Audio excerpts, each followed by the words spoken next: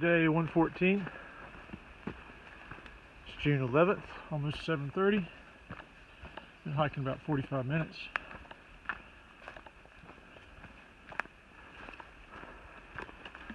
Just left Congdon shelter. And I had a good night. It was a little cool. I was in my bag and I woke up a little cold and had to get my sleeping bag liner out and put over me, or get into it, get back inside my bag. But it means it's nice and cool this morning. Perfect hiking weather. We're going to do 20 miles today to Gore shelter. Got a lot of hills today. I noticed looking at the trail profile, or mountains. So maybe a challenging day. Hopefully it'll stay cool.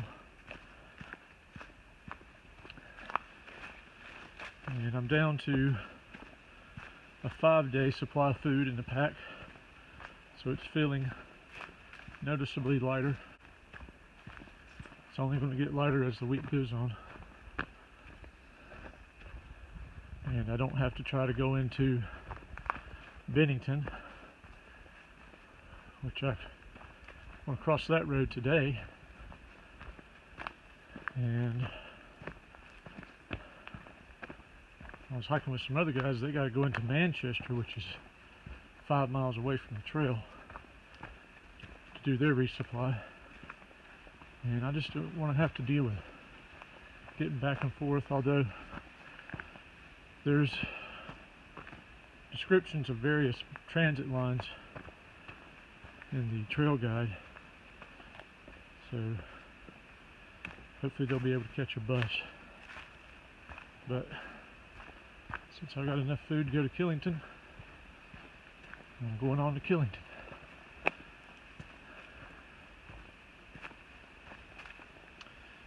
So far, Vermont's trail has been, it's been a little rocky, a little rooty, but not nearly as bad as some of the other states. Vermont is often referred to in the hiking community as Vermud. And I don't know when it rained here last, but there's still some mud. And it's not only in the low-lying areas, it's going up hills.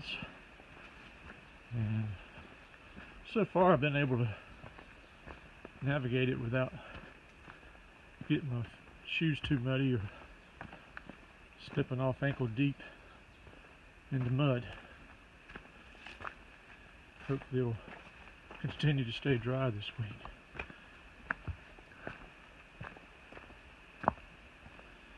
But if it rains, it could get really messy here in Vermud.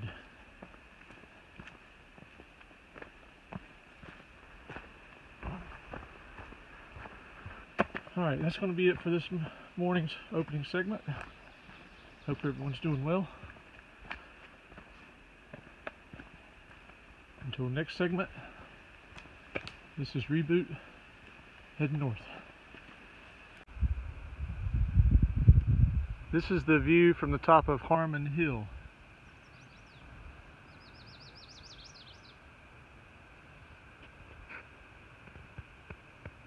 I think that town is Bennington.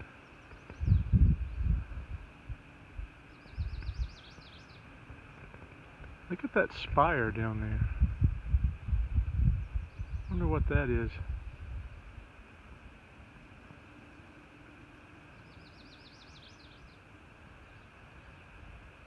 See a lot of mountains off in the distance. I'm at the Glastonbury Tower. I'm going to head up there and get a view. This is amazing.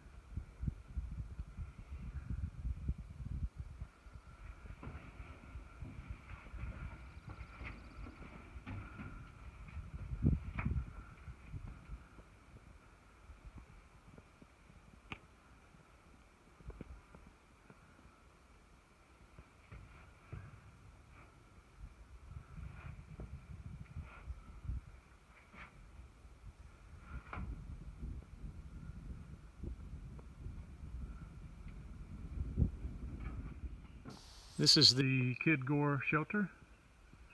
It's where I'm staying tonight. It's built in 1971. So yet another Vermont shelter that's very old. I'm not staying in the shelter. I'm going to set up my tent down here. But it does afford you a nice view.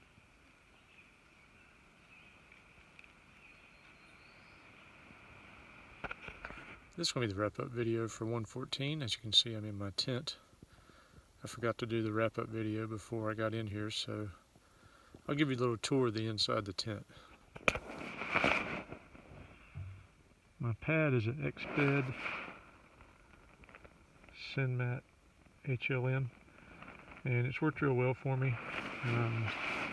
I've only seen 2 other people with a pad like this, and they were both German, and I think this is a European company.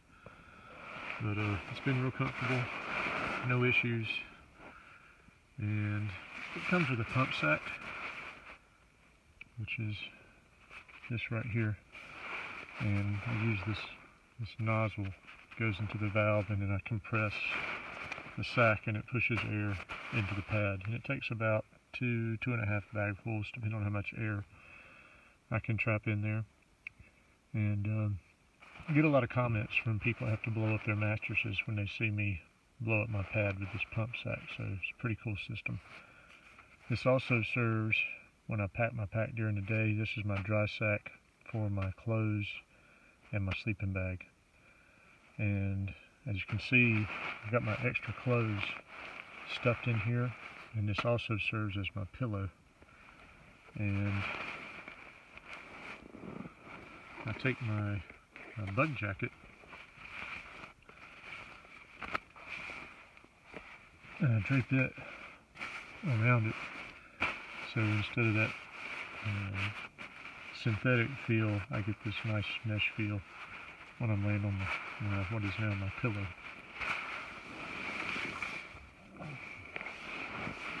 This is my Western Mountaineering bag, 30 degree, made in the good old USA. And the same bag I've had the whole trip, served me well. These are my Injinji socks that I hike in now, and they're thicker than the toe liner socks that you might be used to seeing.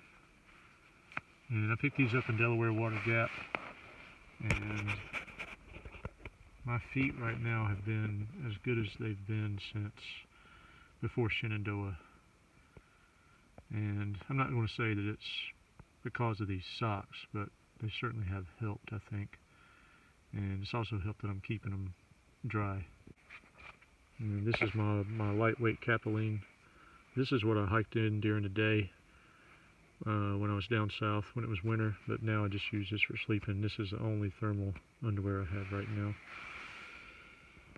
And I also sleep with my Sea to Summit liner.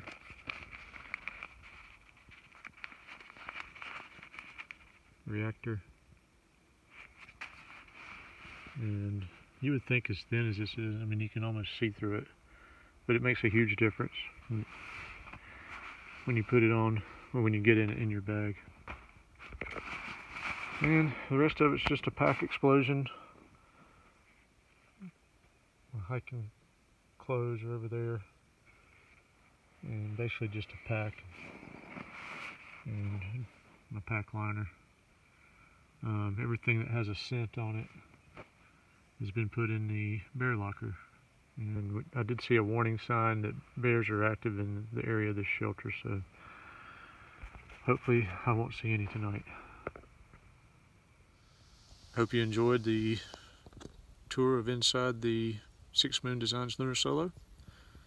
Until tomorrow, it's all good in the woods.